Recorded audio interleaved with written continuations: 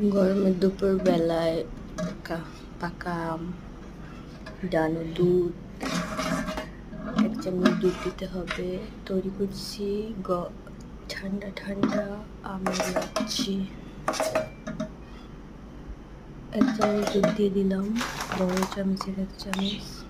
চিনি দিয়ে দিচ্ছি পরিমাণ মতো।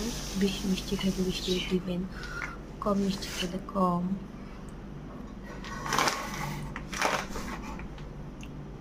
চিনি দেওয়ার পর ব্লেন্ডারে ঠান্ডা পানি ঢেলে ব্লেন্ড করতে নিয়ে যেতে হবে।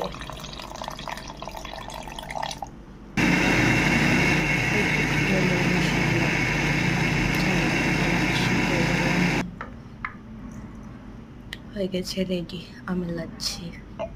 গ্লাসে ঢেলে নিচ্ছি।